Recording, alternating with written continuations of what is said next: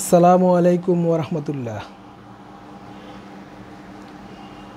প্রিয় দেশবাসী, ভিউয়ার্স, যারা যেখান থেকে আমার কথাগুলো শুনছেন, আমি মূলত আজকে আপনাদের সাথে কথা বলবো প্রযুক্তির অপব্যবহার নিয়ে। বর্তমান যুগটা হলো প্রযুক্তির যুগ। প্রযুক্তির অত্যাচার্য আবিষ্কারের ফলে মানুষ কোথা থেকে কোথায় পৌঁছে গেছে, কিন্তু একটাই দোষ যে মোবাইল ফোনের কারণে ছেলেরা খারাপ হয়ে যাচ্ছে। ইন্টারনেট আসার কারণে, ইমো, হোয়াটসঅ্যাপ, ইউটিউব এগুলো আসার কারণে মেয়েরা নিজের বাড়ি ছেড়ে পালিয়ে যাচ্ছে, প্রেম করছে। কত ধরনের প্রযুক্তির অপব্যবহারজনিত কথাবার্তা পাবলিক মিডিয়াতে আসতেছে, মানুষ বলা বলি করতেছে। আমি একজন শিক্ষক, ব্যক্তিগতভাবে আমি অনেক অভিভাবকের কাছ থেকে এই ধরনের কথা শুনেছি। অভিভাবকরা এসে আমাদের কাছে দায়ী হয়েছেন যে শিক্ষার্থীরা মোবাইল ফোন ব্যবহার করে এবং এটাকে অ্যাবিউজ করে, খারাপ কাজে ব্যবহার করে। এখন আমি আজকের ভিডিওতে আপনাদেরকে মূলত জানাতে চাইব এবং আপনাদের কাছ থেকে জানতে চাইব যে এই প্রযুক্তির অপব্যবহারের জন্য দায়ী কে। দেখেন, আমাদের বাংলাদেশে মোবাইল ফোন আনুষ্ঠানিকভাবে যাত্রা শুরু করে 1993 সালে, এবং প্রথমবারের মতো যে মোবাইল কোম্পানিটি বাংলাদেশে এসেছে সেটা ছিল সিটিসেল কোম্পানি। 26 মার্চ 1997 সালে এসেছে গ্রামীণ ফোন। একই সালে 1997 সালে গ্রামীণ ফোনের কিছুদিন পরেই রবি নামে আরেকটা মোবাইল ফোন যাত্রা শুরু করে, যেটা 2010 সালে রবি তাদের নাম পরিবর্তন করে রবি ওজিয়াটা নামে যাত্রা শুরু করে। এছাড়াও আমাদের দেশে মোবাইল ফোন কোম্পানি রয়েছে এয়ারটেল, টেলিটক, এগুলো। আজকে আমি 10ম শ্রেণীর ক্লাসে গেলাম, যাওয়ার পর ছাত্রদেরকে বললাম যে আমার পকেট থেকে মোবাইলটা হাতে নিলাম, বললাম যে এই মোবাইলটা আমার। তোমাদের মধ্যে কে কে আছো যাদের এরকম একটা নিজস্ব ফোন আছে, মানে তোমার বলার মতো একটা নিজস্ব ফোন আছে? মাত্র একজন ছাত্র এবং 2জন ছাত্রী সাহস করে দাঁড়িয়েছে যে তাদের কাছে মোবাইল আছে, আর বাকিদের মোবাইল ফোন নেই। যখন আমি বললাম যে তোমাদের ঘরে অন্তত একটা মোবাইল ফোন আছে, এরকম কারা আছো, তখন দেখলাম যে সবাই দাঁড়িয়ে গেছে। কারো ঘরে মোবাইল নাই এরকম একজনও নাই।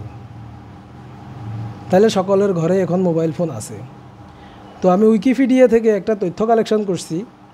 বর্তমান বিশ্বে প্রায় 7.4 বিলিয়ন লোক মোবাইল ফোন ব্যবহার করে, যার মধ্যে 6.8 বিলিয়ন লোকই স্মার্টফোন ব্যবহার করে। আমি স্মার্টফোন বলতে বুঝাইছি যে সমস্ত মোবাইল ফোনে কথা বলা যায়, ইন্টারনেট ব্যবহার করা যায়, ইউটিউব, গুগল, সব ধরনের ওয়েবসাইটে সার্ভিস ব্যবহার করা যায়। ওই ধরনের স্মার্টফোন ব্যবহারকারী বর্তমান বিশ্বে মোট ব্যবহারকারীর প্রায় 91%। বাংলাদেশে বর্তমান জনসংখ্যা 17 কোটি, কিন্তু মোবাইল ফোনের গ্রাহক হচ্ছে 18.66 কোটি। যদিও আমাদের দেশে প্রাপ্তবয়স্ক মানুষ ছাড়া অন্য কেউ মোবাইল সিম কিনতে পারে না। মোবাইল সিম কিনতে গেলে তার ন্যাশনাল আইডির প্রয়োজন আছে। তাইলে বাংলাদেশে এনআইডিধারী বৈধ লোকের সংখ্যা সর্বোচ্চ 8 থেকে 9 কোটি, কিন্তু সেখানে গ্রাহক হচ্ছে 11.66 কোটি। তার মানে এক একটা সিম দ্বারা ক্ষেত্রবিশেষে 5, 6, 7, 8, 10টা পর্যন্ত সিম নিবন্ধিত। এবং এই 18.66 কোটি মোবাইল যেগুলোর কথা আমি বলছি এগুলো সক্রিয়। যেমন আমার কাছেও আমার নিজের এনআইডি দিয়ে নিবন্ধিত 4টা সিম রয়েছে এবং 4টাই এখনও কার্যকর অবস্থায় আছে। আমি আমার শিক্ষার্থীদের কথাটা আবার বলি। আমি আমার শিক্ষার্থীদেরকে প্রশ্ন করলাম যে আমার হাতে এটা কি দেখো তো। ওরা বললো যে স্যার এটা বেত। আমাদের নোয়াখালীর আঞ্চলিক ভাষায় বলে বেত, আর বইয়ের ভাষায় বলতে গেলে ছড়ি। আমি বললাম যে এই বেতটা আমি যেদিন হাতে করে নিয়ে আসি ওই দিন তোমরা একটু ভয় করো, আর যেদিন নিয়ে আসি না ওই দিন তোমরা ভয় করো না, কম ভয় করো। ওরা বললো যে ঠিক আছে স্যার, আপনার কথা সঠিক।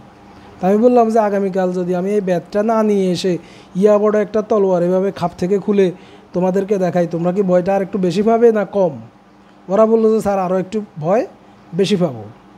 এরপর বললাম যে আচ্ছা ধরে নাও যে আরেক দিন আমি আসলাম না, কোথা থেকে একটা গুন্ডা মার্কা লোক দাড়ি মোছ আছে, মুখের ভিতরে মাস্ক লাগাইছে, শুধু চোখগুলো দেখা যায় আর পুরা গায়ের মধ্যে কালো একটা বোরকার মতো ঢেকে আসছে, হাতে একটা M16 রাইফেল বা AK-47 রাইফেল। তোমরা কি ভয়টা তলোয়ার আছে বেশি পাবে নাকি কম? বলে যে স্যার অনেক বেশি পাবো, আমরা তো অজ্ঞান হয়ে যাব। কেউ কেউ বলতেছে যে আমরা জানালা ভেঙে পালিয়ে যাব।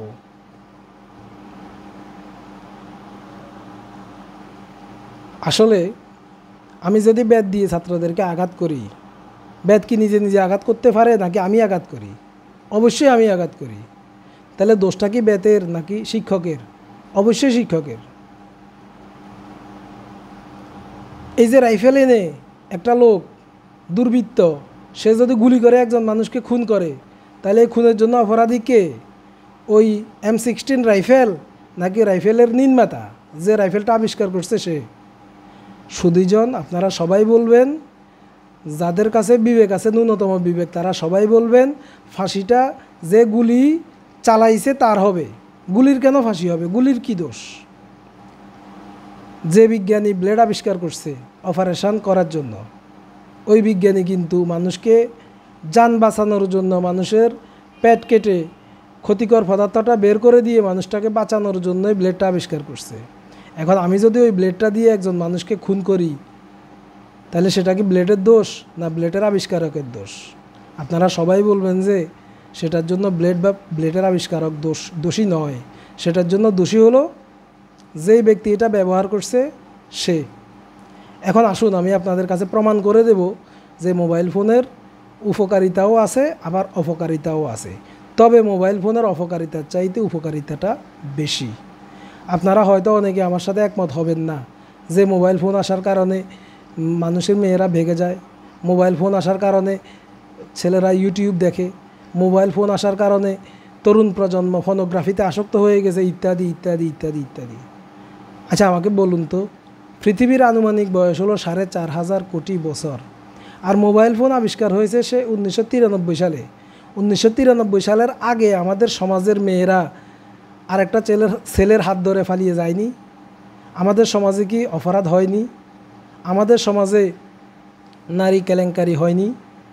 আমাদের সমাজে দুর্বৃত্তরা মোবাইল ফোন যখন আসে নাই তখন কি চুরি ডাকাতি এগুলো করেনি?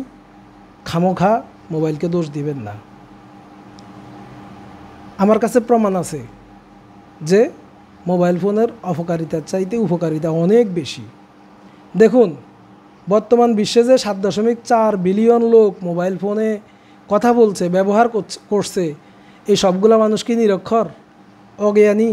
এদের মধ্যে ডাক্তার ইঞ্জিনিয়ার নেই, এদের মধ্যে বিজ্ঞ লোক নেই, বিজ্ঞানী নেই? সবাই তো আছে। এদের মধ্যে ধর্মযাজক নেই? আছে। ইসলাম শিক্ষায় শিক্ষিত ইসলামিক স্কলার নেই? আছে, সবাই আছে। তাইলে মোবাইল ফোনের যদি অপকারিতা বেশি হতো তারা কেউ মোবাইল ফোন ব্যবহার করতো না। আমি 2010 সালের কথা বলছি। আমি 2010 সালের আগে থেকে স্মার্টফোন ব্যবহার করি। তখন ইউটিউবে সার্চ দিলে আমি হুজুরদের ওয়াজ, ইসলামী সঙ্গীত এগুলো হাতে গোনা অল্প কয়েকটা পাইতাম, আর বেশিরভাগ পাইতাম হলো হিন্দি অথবা বাংলা গানের ভিডিও, নাচের ভিডিও, অডিও ক্লিপস, তারপরে আরও অনেক কিছু। এখন আপনি যদি ভালোটাকে ইউটিউবে না ছড়ান, খারাপটাকে ছড়ানোর জন্য লোকের অভাব নেই।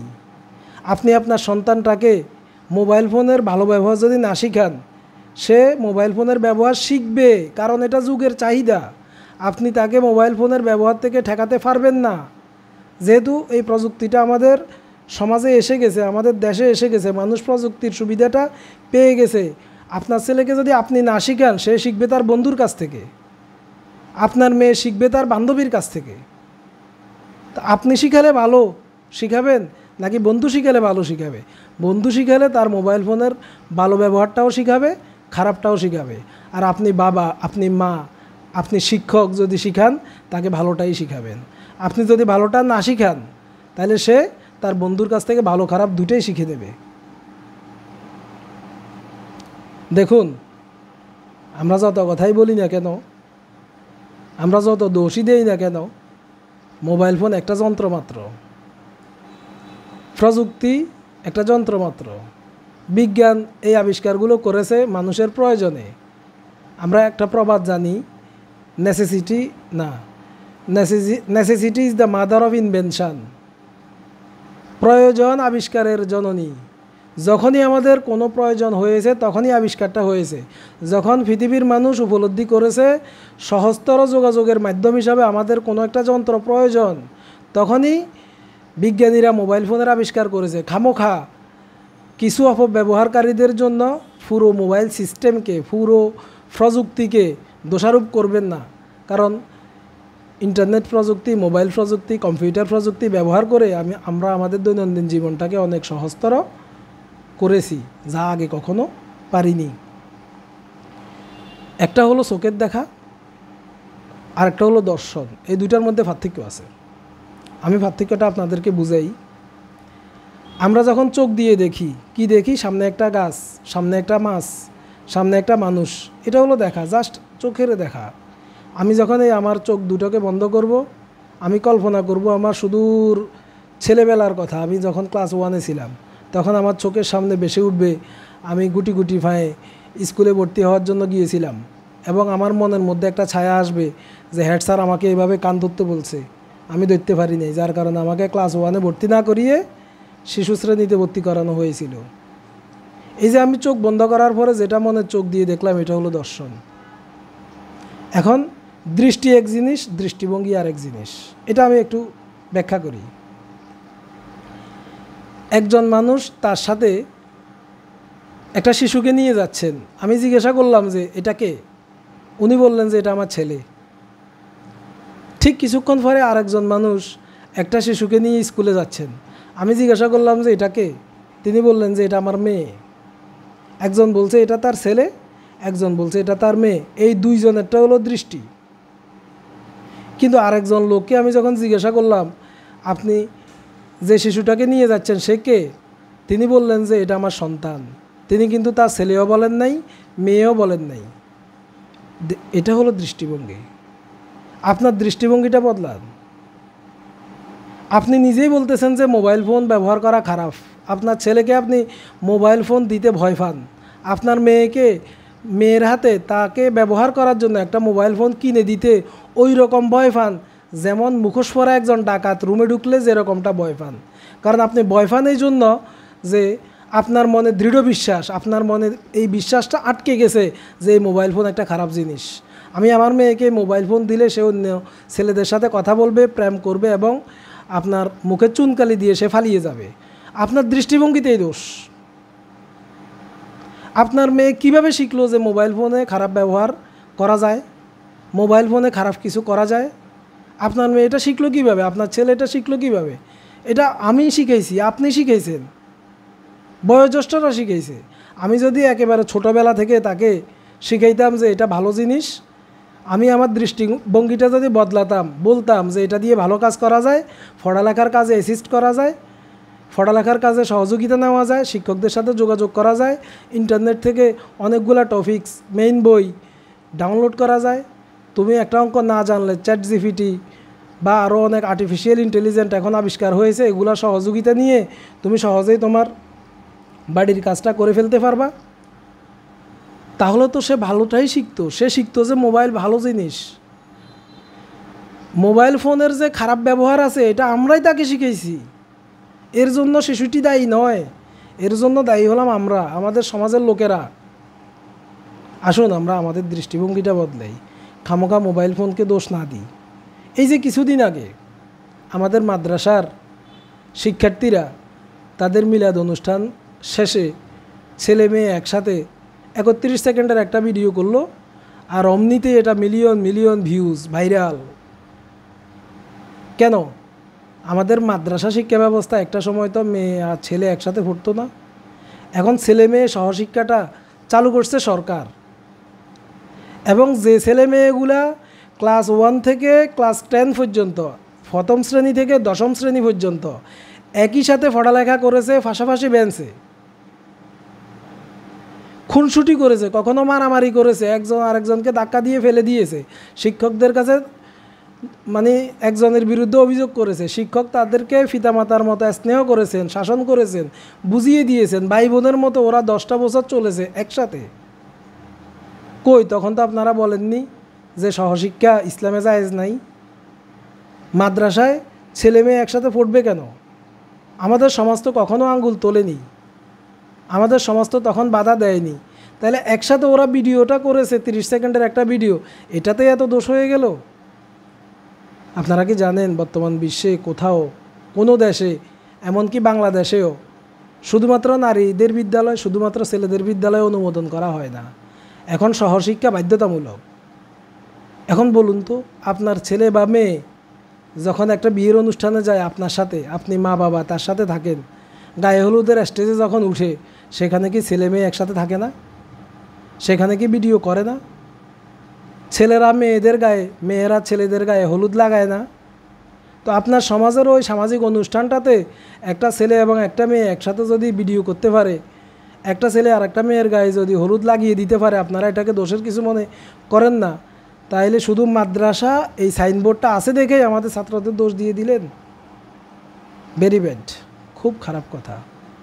আমি আজকের ভিডিওটা কারো বিরুদ্ধে অভিযোগ করার জন্য করি নাই, এটা আমার স্বভাবজাত না।